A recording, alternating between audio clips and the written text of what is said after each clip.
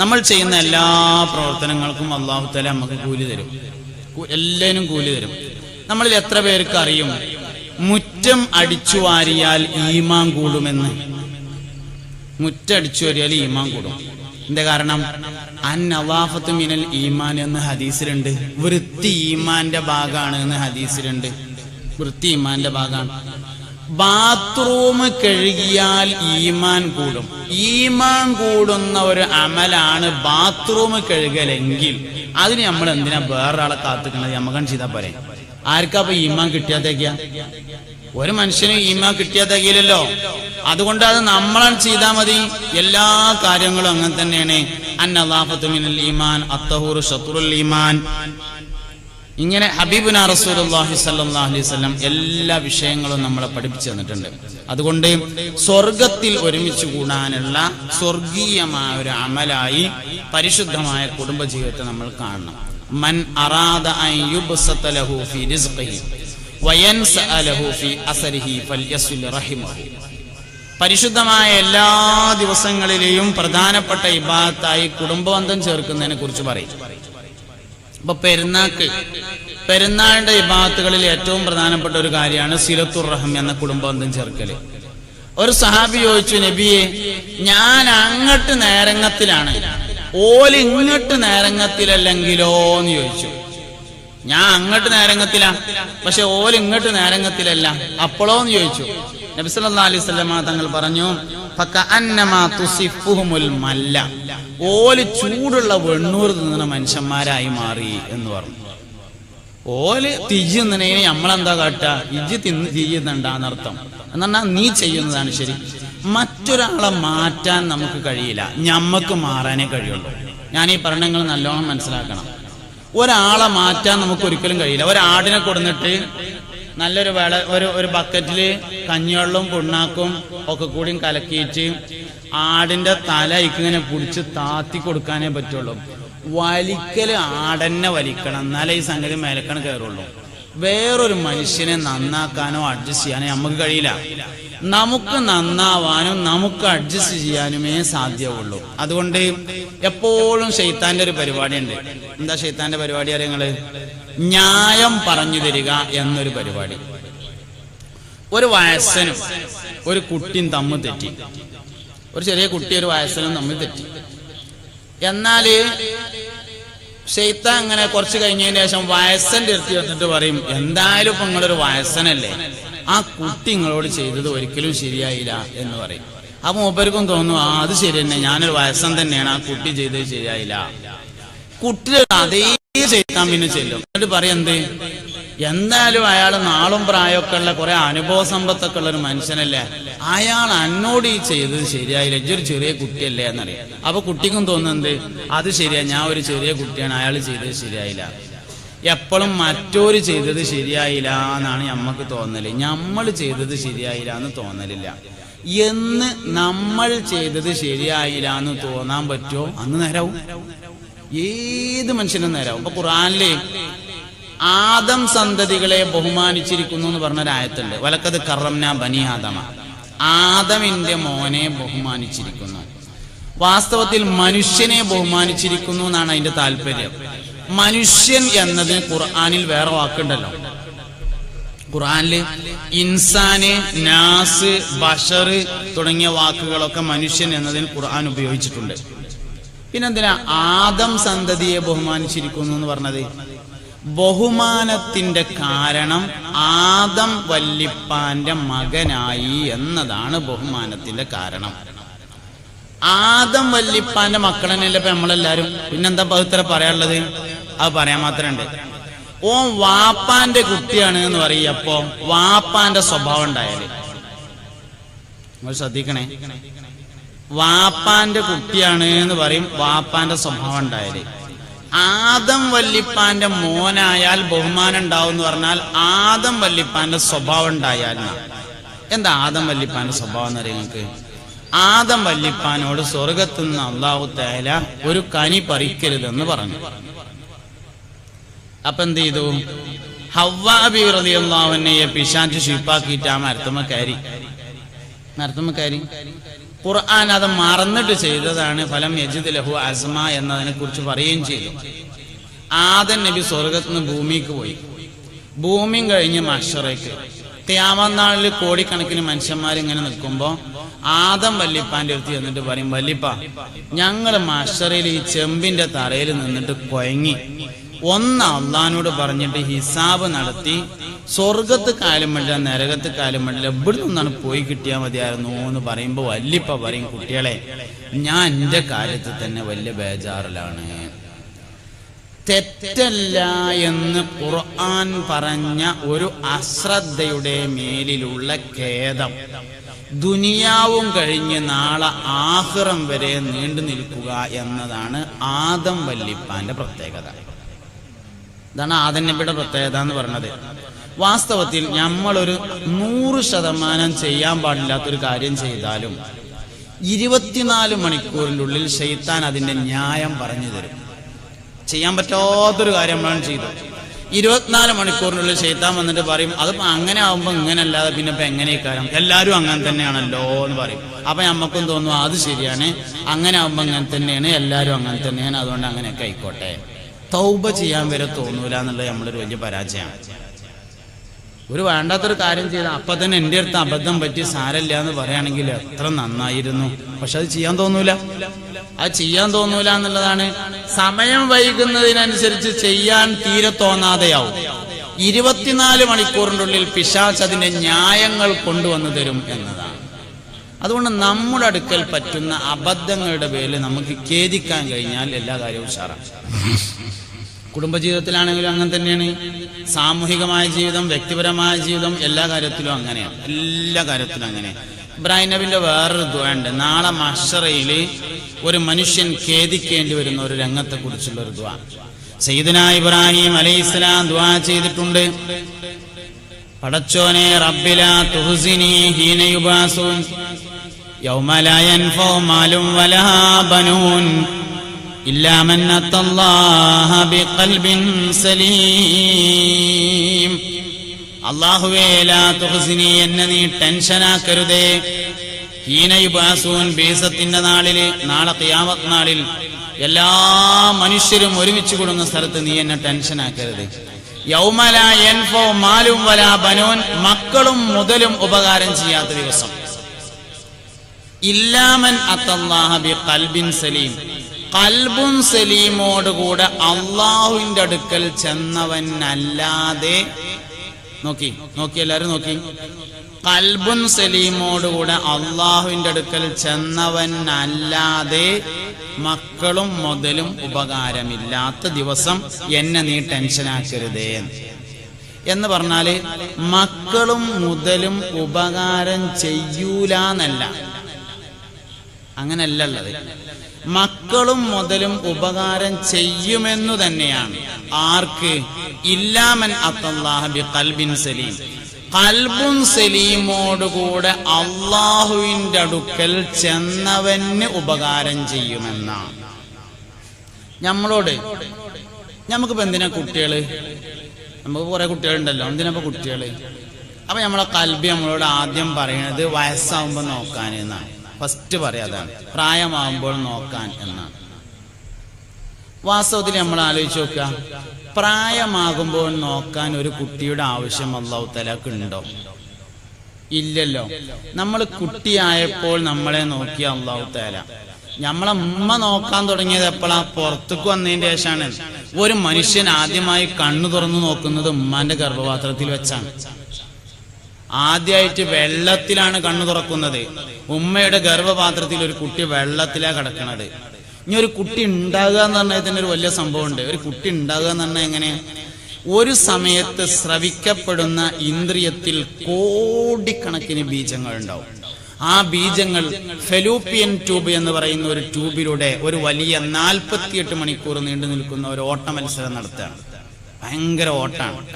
നമുക്ക് ഓട്ട മത്സരത്തിന്റെ ഗൗരവം കാണാൻ പറ്റൂല. കാരണം എന്തുകൊണ്ട്? നമ്മൾ കാണുന്ന ഓട്ട മത്സരം ഇവിടെയാണ്. വാസ്തവത്തിൽ ഒരു സമയത്ത് സ്രവിക്കുന്ന ഇന്ദ്രിയത്തിൽ കോടിക്കണക്കിന് ബീജങ്ങൾ ഉണ്ടെന്ന് പറയുമ്പോൾ അതിന്റെ വലുപ്പം എത്രയെന്ന് മനസ്സിലാക്കണം. അപ്പോഴേ ഓട്ട മത്സരത്തിന്റെ ദൂരം കിട്ടുള്ളൂ. ആയാതി ഓട്ടാണ് ഓടുന്നത്, വലിയ ഓട്ടം. ലോകത്തെ ഏറ്റവും വലിയ കൂട്ടോട്ട മത്സരമാണ്. കോടിക്കണക്കിന് മനുഷ്യന്മാർ ഒരുമിച്ച് ഓടുന്ന ഓട്ട മത്സരം. ആ ഓട്ട മത്സരം കഴിഞ്ഞ് ഏറ്റവും മുമ്പിലെത്തിയ ഒരു അണു ഉമ്മയുടെ പക്വത എത്തിയിട്ടുള്ള അണ്ടവുമായി അതിന്റെ അടുക്കൽ ചെന്നിട്ട് ഒന്ന് വാതിലിൽ മുട്ടും.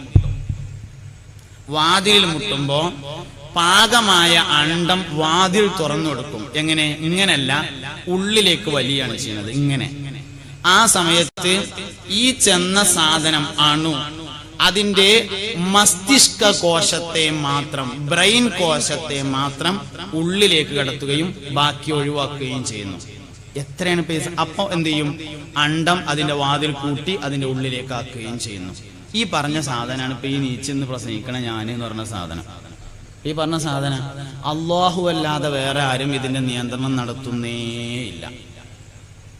അങ്ങനെ ഒരു മനുഷ്യൻ വളർന്ന് വലുതായി അവൻ പുറത്തേക്ക് വന്ന് ജീവിച്ച് എന്തിന്റെ പേരിൽ അഹങ്കരിക്കുന്നത്? നമുക്ക് അഹങ്കരിക്കാൻ ഒന്നുമില്ല. മര്യാദക്ക് 3 പ്രാവശ്യം വയറ്റുന്നു പോയാലും നീച്ചിക്കാൻ പറ്റൂല. ഒരു 2 പ്രാവശ്യം ഛർദിച്ചാൽ പിന്നെ കുഴങ്ങിയിട്ട് നിൽക്കാൻ പറ്റാം. അപ്പൊ ഈ വയറ്റുന്ന് പോയപ്പോ പോയ സാധനമാണ് നമ്മളെ നീപ്പിച്ച് നിർത്തിയെന്നല്ല അതിന്റെ അർത്ഥം. എന്നിട്ട് നമ്മളിങ്ങനെ ഭയങ്കര അഹങ്കാരത്തിലാണ് യഥാർത്ഥത്തിൽ ഉള്ളത്. ഇങ്ങനെ മനുഷ്യനെ അള്ളാഹു റബ്ബുൽ ഇസ്സത്ത് ഈ നിലക്ക് സംവിധാനിച്ച് നമുക്ക് ആവശ്യമായ മുഴുവൻ കാര്യങ്ങളും അവൻ ചെയ്ത് നമ്മുടെ ഉമ്മയിലൂടെ നമ്മളെ അവൻ അള്ളാഹു തആല പുറത്തേക്ക് കൊണ്ടുവന്നു. ഇതൊന്നും ആരുടെയും നിയന്ത്രണത്തിലല്ല, അള്ളാഹുവിന്റെ നിയന്ത്രണത്തിൽ മാത്രമാണ്. ഒരു മനുഷ്യൻ പുറത്തേക്ക് വരുമ്പോഴേക്ക് അവന്റെ ഉമ്മയുടെ മാറിടത്തിൽ പാചകം ചെയ്ത ഭക്ഷണത്തെ അള്ളാഹു തആല ഒരുക്കി. പശുവിന്റെ പാല് നമ്മൾ കറന്നെടുത്താൽ കുട്ടിക്ക് കൊടുക്കണമെങ്കിൽ കാച്ചിട്ട് വേണം കൊടുക്കാൻ.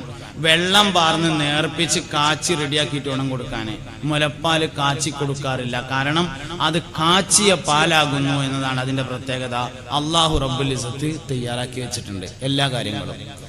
ഒരു കുട്ടി തൊട്ടിലിൽ കിടന്ന് ഉണരുന്ന സമയത്ത് 5 കിലോമീറ്റർ അപ്പുറത്താണ് ഉമ്മയെങ്കിലും ഉമ്മയുടെ മുലയിലേക്ക് പാൽ ഇറങ്ങി വരികയും എന്റെ കുട്ടി ഉണർന്നിട്ടുണ്ടെന്ന് മനസ്സിലാക്കാൻ പറ്റുകയും ചെയ്യും. ആരാണ് ഈ സംവിധാനമൊക്കെ ഉണ്ടാക്കുന്നത്? ഇങ്ങനെ നമ്മൾ കുട്ടിയായപ്പോ നമ്മളെ നോക്കിയ അള്ളാഹു തആലക്ക് വയസ്സാവുമ്പോ നോക്കാൻ എന്തിനാ ഒരു കുട്ടി? അതിന്റെ ആവശ്യമില്ല. നമുക്ക് വലിയൊരു ധാരണ പെശകാണ്. പ്രായമാവുമ്പോൾ നോക്കാൻ എന്നാണ് നമ്മൾ കുട്ടി എന്ന് പറയുമ്പോൾ ആദ്യം മനസ്സിലേക്ക് വരിക. അതിന് കുട്ടിന്റെ ആവശ്യമില്ല.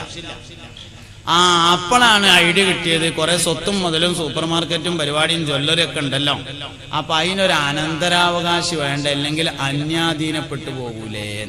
രണ്ടാമത്തെ തോന്നലാണത്. ആരെ പറഞ്ഞത് അതിന് അനന്തരാവകാശി വേണമെന്ന്?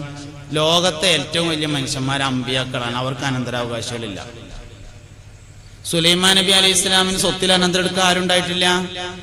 ദാവൂദ് നബി അലൈഹി ഇസ്ലാം ലോകം ഭരിച്ച രാജാവാണ്, സ്വത്തിൽ അനന്തരം എടുക്കാൻ നഹ്നു മആശിറൽ അംബിയാഇ ലാ നൂറസു ഹബീബുനാ റസൂലുള്ളാഹി സല്ലല്ലാഹു അലൈഹി വസല്ലം തങ്ങൾ പറഞ്ഞിട്ടുണ്ട്, ഞങ്ങൾ അമ്പിയാക്കളുടെ സമൂഹം സ്വത്തിൽ അനന്തരം എടുക്കാത്തവരാണെന്ന് മുഹമ്മദ് നബി സല്ലല്ലാഹു അലൈഹി വസല്ലം പറഞ്ഞിട്ടുണ്ട്. അപ്പൊ പിന്നെ അനന്തരം എടുക്കാൻ കുട്ടിനെ വേണ്ട. ഇനിയിപ്പോ അല്ല ഉണ്ടായില്ല, എന്നിട്ട് അവസാനം ആരും ഉണ്ടായില്ല, കുടുംബത്തിൽ ആരും ഓന്റെ മുതലെടുക്കാനില്ല. അവസാനം ഗവൺമെന്റിക്ക് കണ്ടുകെട്ടിന്നിരുന്ന എന്നാ മുങ്കർ നക്കീർ അലൈഹിസ്സലാം വന്നിട്ട് ചോദിക്കോ, ആടാ ഇജ് കുറെ സൂപ്പർ മാർക്കറ്റ് ഒക്കെ ഉണ്ടാക്കിയിട്ട് ഗവൺമെന്റിക്ക് കൊടുത്തൂല്ലേ എന്ന് ചോദിച്ചാണ്ട് അടിച്ചോ? ഇല്ലേ, അത് നമുക്ക് വെറുതെ ധാരണ പെശകാണ്. അങ്ങനെയൊന്നും സംഭവിക്കൂല, അതൊന്നും ഉണ്ടാവില്ല. സ്വത്തിൽ അനന്തരം എടുക്കാനൊന്നും കുട്ടിനെ വേണ്ട. പിന്നെ എന്തിനാ കുട്ടി? അത് തീരുമാനിച്ചാൽ ഈ ക്ലാസ് മുതലായി. എന്തിനാ ഞമ്മക്ക് കുട്ടി? ആരോഗ്യം അനുവദിക്കുകയാണെങ്കിൽ അടുത്ത കൊല്ലം ഹജ്ജിന് പോകണമെന്ന് പറയും ചിലര്. ആരോഗ്യം അനുവദിച്ചാൽ എന്താ ഒരാരോഗ്യം ഇല്ലാതെ അന്നെ കൊണ്ടുപോയി ഹജ്ജ് നിർവഹിപ്പിച്ച് തിരിച്ചു കൊണ്ടുവരാൻ എന്റെ റബ്ബിന് കഴിയൂലേ? കഴിയുമല്ലോ. പിന്നെ എന്തിനായും ആരോഗ്യത്തോടെ കണക്ട് ചെയ്തിട്ടുള്ളത്? തൗഫീഖ് ഉണ്ടെങ്കിൽ അടുത്തൊല്ലം പോകണമെന്ന് പറയുകയാണെങ്കിൽ ഓക്കെ, തൗഫീഖാണ് ഏറ്റവും പ്രധാനം, ആരോഗ്യമൊന്നും പ്രധാനപ്പെട്ടതല്ല. അതുകൊണ്ട് പ്രായമാവുമ്പോൾ നോക്കാൻ കുട്ടികൾ വേണ്ട, ചെറുപ്പത്തിൽ നോക്കിയ അള്ളാഹു തആലക്ക് പ്രായമാവുമ്പോൾ നോക്കാൻ ഒരു പ്രയാസമില്ല. സ്വത്തിൽ അനന്തരം എടുക്കാൻ കുട്ടികളെ വേണ്ട, സ്വത്ത് ആരെങ്കിലും കൊണ്ടുപോയി എഴുതിയിട്ട് മത്സരയിൽ ചോദ്യമൊന്നും ഉണ്ടാവില്ല. ആ യാതി പ്രശ്നമൊന്നും വിചാരിക്കണ്ട. പിന്നെ എന്തിനാ കുട്ടി? ഉമർ റളിയല്ലാഹു അൻഹു പറഞ്ഞ ഒരു കാര്യം ഉണ്ട്, അതിനാണ് കുട്ടി. എന്താ ഉമർ റളിയല്ലാഹു അൻഹു പറഞ്ഞവരെ നിങ്ങള്? ഉമർ റളിയല്ലാഹു അൻഹു ഒരിക്കൽ പറഞ്ഞു, ഞാൻ ഇസ്ലാം മതം സ്വീകരിച്ചതിന് ശേഷം മുഹമ്മദ് നബി സല്ലല്ലാഹു അലൈഹി വസല്ലം തങ്ങൾക്ക് വേണ്ടിയല്ലാതെ എന്റെ ഭാര്യയുമായി ഇണ ചേർന്നിട്ടില്ല. ഓ, വലിയൊരു രംഗ. കോടിക്കണക്കിന് മനുഷ്യന്മാര് നാളെ മഹ്ശറിൽ ഇങ്ങനെ വരി നിൽക്കും. ഒരു ഭാഗത്ത് 90 വരികളിലായി മുത്തുനബിയുടെ ഉമ്മത്തുണ്ടാവും. 120 വരികളിലാണ് സ്വർഗത്തിലേക്ക് നിൽക്കുക. 120 വരി. അതിൽ 90 വരികളും എന്റെ ഉമ്മത്തായിരിക്കുമെന്ന് മുഹമ്മദ് നബി സല്ലല്ലാഹു അലൈഹി വസല്ലം.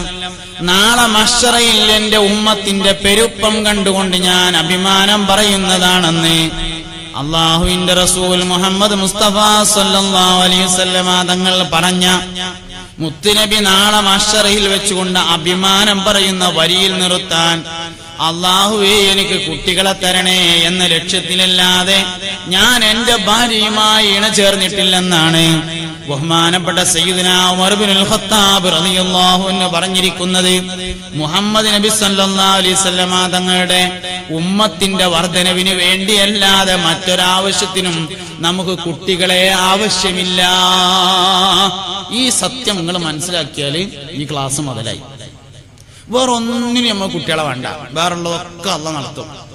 ഞമ്മക്ക് കുട്ടീനെ ആവശ്യമുള്ള ഇതിനാണ്. 120 വരി സ്വർഗത്തിൽ നിൽക്കുമ്പോ 90 വരി മുഹമ്മദ് നബിയുടെ ഉമ്മത്തിൽ നിൽക്കുമ്പോ അതിന് ഞമ്മളെ വക ഒരു സംഭാവന ഇല്ലെങ്കിൽ ഞമ്മളെന്തിനാ പറ്റുക? അതിനാ കുട്ടി, അതിനാണ് കുട്ടി. ഈ ലക്ഷ്യത്തിലേക്ക് എത്താൻ കഴിയുമെങ്കിൽ ആ കുട്ടി സ്വാലിഹാവാതിരിക്കൂല, ഉറപ്പല്ലേ? ആ കുട്ടി സ്വാലിഹാവാതിരിക്കൂല.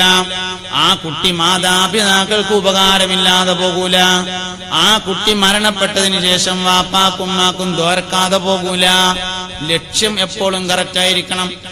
മുഹമ്മദ് മുസ്തഫ സല്ലല്ലാഹു അലൈഹി വസല്ലമ തങ്ങളുമായി ബന്ധപ്പെട്ട കാര്യങ്ങൾക്ക് മാത്രമാണ് ഭൂമിയിൽ വിജയമുള്ളത് എന്ന് നമ്മൾ മനസ്സിലാക്കുക. ഭൂമിയിൽ വിജയമുള്ളത് ആ കാര്യങ്ങൾക്ക് മാത്രമാണ്.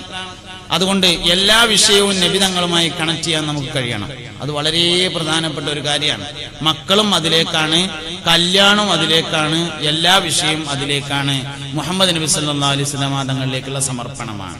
അതുകൊണ്ടാണ് നിങ്ങളുടെ ഭാര്യയേക്കാൾ, വാപ്പാനേക്കാൾ, ഉമ്മാനേക്കാൾ, മക്കളെക്കാൾ, വീടിനേക്കാൾ, കച്ചവടത്തെക്കാൾ, എല്ലാറ്റിനേക്കാളും ഞാൻ നിങ്ങൾക്ക് വേണ്ടപ്പെട്ടതാകുന്നത് വരെ നിങ്ങൾ പരിപൂർണ്ണ മുഅ്മിനാവൂല എന്ന് ഹബീബുനാ റസൂലുള്ളാഹി സല്ലല്ലാഹു അലൈഹി വസല്ലം തങ്ങൾ പഠിപ്പിക്കാനുള്ള കാരണം മുഹമ്മദീയ ലക്ഷ്യത്തിന് വേണ്ടിയായിരിക്കണം കുടുംബജീവിതം. അപ്പൊ എല്ലാം വിജയിക്കും, എല്ലാ കാര്യങ്ങളും വിജയിക്കും. ഇല്ലെങ്കിൽ എല്ലാ വിഷയവും പരാജയപ്പെടും. ഈ ഒരു ചിന്തയിലേക്ക് ഒരു മനുഷ്യനെത്തിയാല് ജീവിതത്തിലെ ചെറിയ ചെറിയ പ്രയാസങ്ങൾ വലിയ വലിയ ആനന്ദങ്ങളായി മാറും. ചെറിയ ചെറിയ പ്രയാസങ്ങളൊക്കെ വലിയ വലിയ രസമുള്ള കാര്യങ്ങളും വലിയ വലിയ ആനന്ദങ്ങളുമായി മാറും എന്ന് മനസ്സിലാക്കാൻ നമുക്ക് കഴിയും. അതുകൊണ്ട് കുടുംബജീവിതത്തിന് കുറെ മൂല്യങ്ങളുണ്ട്. ആ മൂല്യങ്ങളെ മുറുകെ പിടിക്കാൻ നമുക്ക് കഴിയണം. എന്തൊക്കെ പറഞ്ഞാലും ഇപ്പൊ ഭാര്യയോടൊരാള് നീ എന്റെ ഭാര്യയല്ല എന്ന് ഒരു പ്രാവശ്യം പറഞ്ഞാൽ തന്നെ ഭാര്യ അല്ലാതെയായി. ഉമ്മാനോടൊരാള് 1000 പ്രാവശ്യം നിങ്ങൾ എന്റെ ഉമ്മ അല്ല എന്ന് പറഞ്ഞാലും അത് ഉമ്മ തന്നെയാണ്. അല്ലാഹു റബ്ബുൽ ഇസ്സത്ത് ഒരു മനുഷ്യന്റെ ശരീരത്തിൽ മരണം വരെ അവശേഷിപ്പിക്കുന്ന ഏക അടയാളമാണ് ഉമ്മയുടെ അടയാളമാകുന്ന പൊക്കിൾ കൊടി എന്ന് പറയുന്ന പൊക്കിളിന്റെ ഭാഗം. നമ്മുടെ സെന്ററാണ് യഥാർത്ഥത്തിൽ പൊക്കിൾ എന്ന് പറഞ്ഞത്. കാല് മുതൽ മൂർധ വരെയുള്ള സ്ഥലത്തിന്റെ സെന്റർ ഭാഗത്തേക്കാണ് ഉമ്മയിൽ നിന്ന് കണക്ഷൻ തന്നിട്ടുള്ളത്. ലോകത്ത് ഒരുപാട് കേബിളുകളുണ്ട്. ഏറ്റവും പ്രധാനപ്പെട്ട കേബിൾ ഒപ്റ്റിക്കൽ ഫൈബർ കേബിൾ ആണെന്നാണ് പറയപ്പെടുന്നത്. നമ്മളിങ്ങനെ റോഡിൽ കൂടെ ഇങ്ങനെ പോകുമ്പോ കല്ലിങ്ങനെ കുഴിച്ചിട്ടിട്ട് പച്ചയും ചുവപ്പൊക്കെ പെയിന്റ് ചെയ്തിട്ട് OFC എന്ന് എഴുതിയിട്ടുണ്ടാവും. Optical fibre cable. ഇന്റർനെറ്റിന്റെ കണക്ഷനുകളും അതിന്റെ മെസ്സേജുകളും ഒക്കെ കടന്നു പോകുന്ന പൈപ്പാണ്. വളരെയധികം സൂക്ഷിക്കണം എന്നാണ് ആ ബോർഡിന്റെ അർത്ഥം. Optical fibre cable. കോടിക്കണക്കിന് ഡാറ്റകൾ ഒരേ സമയം ആ ചെറിയ പൈപ്പിനുള്ളിലൂടെ കടന്നു പോകും എന്നതാണ് അതിന്റെ പ്രത്യേകത. എന്നാൽ മനസ്സ് കണക്ഷൻ കൊടുക്കാനുള്ള കേബിള് പൊക്കിൾ കൊടിയല്ലാത്ത വേറൊരു കേബിളും ഇല്ല എന്നുള്ളതാണ്. വേറൊരു കേബിളും മനസ്സ് കണക്ഷൻ കൊടുക്കാനില്ല. ഉമ്മാന്റെ മനസ്സ് കണക്ഷൻ തന്നിട്ടാണ് നമ്മൾ ഇത്ര വലുതായിട്ടുള്ളത്. ഒരു കാര്യം നമ്മൾ മനസ്സിലാക്കണം. എല്ലാം ഒരു പെണ്ണ് തന്റെ ആഗ്രഹങ്ങൾ വരെ കുട്ടിക്ക് വേണ്ടിയിട്ടാണെന്നാണ്. എല്ലാ ആഗ്രഹവും. ഒരു കുട്ടി ഉമ്മാന്റെ ഗർഭപാത്രത്തിൽ ഇരിക്കുന്ന സമയത്ത് ഉമ്മാക്ക് തോന്നും 2 അച്ചിപ്പുളിങ്ങ കിട്ടിയാൽ തിരക്കുണ്ടായിരുന്നില്ല എന്ന് തോന്നുകയാണെങ്കിൽ കുട്ടിയുടെ വളർച്ചയ്ക്ക് സിട്രിക് ആസിഡ് ആവശ്യമുണ്ട് എന്നാണ് അതിന്റെ അർത്ഥം. സിട്രിക് ഒരു ഉമ്മാക്ക് ഇങ്ങനെ ഗർഭമുള്ള സമയത്ത് 2 ഇല മുരിങ്ങൻ്റെ ഇല എവിടുന്നാ കിട്ടുക എന്നിങ്ങനെ പറയുകയാണെങ്കിൽ വിറ്റാമിൻ സി കുട്ടിയുടെ വളർച്ചയ്ക്ക് ആവശ്യമുണ്ട് എന്നാണ് അതിൻ്റെ അർത്ഥം. ഉമ്മയുടെ ആഗ്രഹങ്ങൾ വരെ നമുക്ക് വേണ്ടിയായിരുന്നു. അങ്ങനെ നമ്മൾ ഉമ്മാന്റെ വയറ്റിൽ വളർന്നു വന്നു. 2 മനുഷ്യന്മാരിങ്ങനെ അടുത്തിരിക്കുകയാണെങ്കിൽ തോളിൽ ഇങ്ങനെ അരമണിക്കൂർ കൈയിട്ടിരുന്നാൽ മെല്ലെ കൈയെടുത്തുകൊണ്ട് താഴത്തേക്ക് വെച്ചു കൊടുക്കും. കാരണം അരമണിക്കൂർ നമ്മൾ തോളിൽ ഒരാൾ കൈയിട്ടിരിക്കുന്നത് വരെ നമുക്ക് ഇഷ്ടമല്ല. അങ്ങനത്തെ നമ്മൾ ഉമ്മാന്റെ വയറ്റിൽ താഴെ ഇറങ്ങാതെ 9 മാസം ഇരുന്നിട്ടുണ്ട് എന്ന് ആലോചിച്ചാൽ എല്ലാ പ്രശ്നവും തീർന്നു. 9 മാസം ഇരുന്നിട്ടുണ്ട്. എല്ലാവരും കല്യാണത്തിന് പോകുമ്പോൾ ഉമ്മാക്ക് കല്യാണത്തിന് പോകാൻ പറ്റിയിട്ടില്ല. എല്ലാവരും ബിരിയാണി തിന്നപ്പോൾ ഉമ്മാക്ക് ബിരിയാണി തിന്നാൻ പറ്റിയിട്ടില്ല. എല്ലാവരും അവരുടെ എല്ലാ ആഗ്രഹങ്ങളും നിർവഹിച്ചപ്പോൾ ഉമ്മാക്ക് അത് പറ്റിയിട്ടില്ല. ജീവിതത്തിലെ പല രാത്രികളും ഉറങ്ങാൻ പറ്റിയിട്ടില്ല. അങ്ങനെ നമ്മളെ സ്നേഹിച്ച് വളർത്തുന്നതാണ് ഉമ്മ. ഉമ്മാക്ക് പകരം വെക്കാൻ ഉമ്മയല്ലാതെ വേറൊന്നുമില്ല. ഉമ്മാക്ക് പകരമായിട്ട് വേറൊന്നുമില്ല. അത് ഉമ്മ മാത്രമേ ഉള്ളൂ. ഈ ലോകത്ത് മുറിയാത്ത ഒരു ബന്ധമുണ്ടെങ്കിൽ അത് ഉമ്മയോടുള്ള ബന്ധമാണ് എന്ന് മനസ്സിലാക്കാൻ നമുക്ക് കഴിയണം. അത് ഏറ്റവും പ്രധാനപ്പെട്ട ഒരു കാര്യമാണ്. ആ ബന്ധം പോയാൽ അള്ളാഹുവിനോടും റസൂലിനോടുമുള്ള ബന്ധം പോകും. അത് വളരെ പ്രധാനപ്പെട്ട ഒരു കാര്യം. നമുക്ക് ലോകത്തെ എല്ലാ വിഷയത്തിലും തർക്കാണ്. കൈ എവിടെ കെട്ടേണ്ടത്, കുനൂത്ത് ഓതണോ, തറാവി എത്ര റക്അത്താണ്, അള്ളണ്ട് എന്നുള്ള വിഷയത്തിൽ മാത്രമേ ഒരു സംശയവും ഇല്ല. എന്തേ കാരണം? അത് ഉമ്മ പറഞ്ഞതാണ് എന്നുള്ളതാണ് സംശയമില്ലാത്തതിന്റെ കാരണം. ഉമ്മയാണ് നമുക്ക് അള്ളാനെ പറ്റി പറഞ്ഞു തന്നിട്ടുള്ളത് എന്നുള്ളതാണ്. ഉമ്മയും നമ്മളും തമ്മിലുള്ള ബന്ധം എന്ന് പറയുന്നത് അതാണ്, ഒരിക്കലും മുറിയാത്ത ബന്ധം. ആ ബന്ധം നമ്മൾ മുറിച്ചാൽ പിന്നെ എല്ലാം കഴിഞ്ഞില്ലേ? എല്ലാം കഴിഞ്ഞല്ലോ.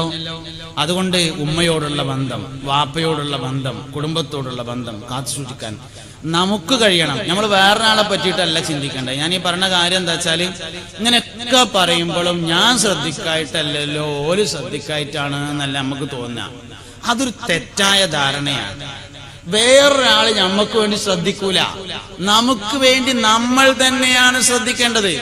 വേറൊരാൾ ശ്രദ്ധിച്ചിട്ട് നമ്മൾ നേരാവൊന്നുമില്ല. നമ്മൾ ശ്രദ്ധിച്ചാൽ നമുക്ക് നേരാവാൻ വേണ്ടി പറ്റും.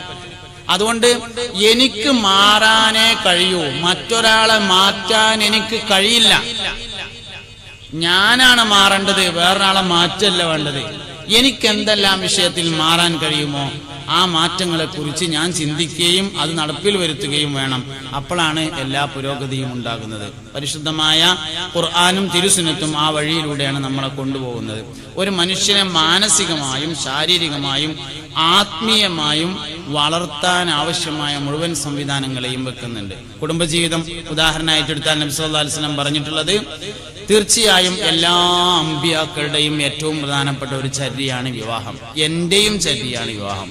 അതുകൊണ്ട് എന്റെ ചര്യയെ നിലനിർത്താൻ ഉദ്ദേശിക്കുന്നവർ അവർ വിവാഹം ചെയ്ത് ജീവിച്ചു കൊള്ളട്ടെ എന്നാണ്. ചരിത്രത്തിൽ അറിയപ്പെടുന്ന ഒരുപാട് കല്യാണങ്ങളുണ്ട്. സയ്യിദുന ആദം അലൈഹിസ്സലാമും ഹവ്വാ ബി റളിയല്ലാഹു അൻഹയും തമ്മിലുള്ള വിവാഹം, നബിയും ഖദീജ ബിയും തമ്മിലുള്ള വിവാഹം, നബിയും ആയിഷ ബിയും തമ്മിലുള്ള വിവാഹം, അതിനു മുമ്പ് തന്നെ കഴിഞ്ഞു പോയ ഒരുപാട് കല്യാണങ്ങൾ. ബഹുമാനപ്പെട്ട ഇബ്രാഹിം നബി അലൈഹിസ്സലാം ഹാജറ ബിയെ വിവാഹം ചെയ്ത്, സാറാ ബിയെ വിവാഹം ചെയ്ത്, ചരിത്രത്തിൽ ഒരുപാട് കല്യാണങ്ങളെ പരാമർശിക്കപ്പെട്ടിട്ടുണ്ട്. അതുകൊണ്ട് അതിൽ നിന്നെല്ലാം പാഠം ഉൾക്കൊണ്ട് നല്ല കുടുംബജീവിതം. ഞാൻ ഒരു വാക്ക് പറഞ്ഞ് അവസാനിപ്പിക്കുന്നത്, മറ്റൊരാൾ മാറണം, ഭാര്യ മാറണം എന്ന് ഭർത്താവ് ആഗ്രഹിക്കരുത്. ഭർത്താവ് മാറണം എന്ന് ഭാര്യ ആഗ്രഹിക്കരുത്. മക്കൾ മാറണം എന്ന് ഉമ്മി വാപ്പി ആഗ്രഹിക്കരുത്. ഉമ്മി വാപ്പി മാറണം എന്ന് ഭാര്യയും ഭർത്താവും ആഗ്രഹിക്കരുത്. ഓരോരുത്തരും ആഗ്രഹിക്കേണ്ടത് ഞാനാണ് മാറേണ്ടത്, ഇന്റെ അടുത്താണ് അബദ്ധം, ഞാനാണ് നേരാവുള്ളത് എന്ന ചിന്ത ഒരാൾക്കുണ്ടെങ്കിൽ അവനവൻ നേരാവാൻ തയ്യാറായാൽ ബാക്കി കാര്യങ്ങളെല്ലാം സുഖകരമായി നടത്തിക്കൊണ്ടുപോകാൻ നമുക്ക് സാധ്യമാകും. അല്ലാഹു റബ്ബുൽ ഇസ്സത്ത് നമ്മളെ അത്തരത്തിലുള്ള കുടുംബജീവിതം നയിക്കുന്ന മുത്തഖീങ്ങളിൽ ചേർക്കട്ടെ.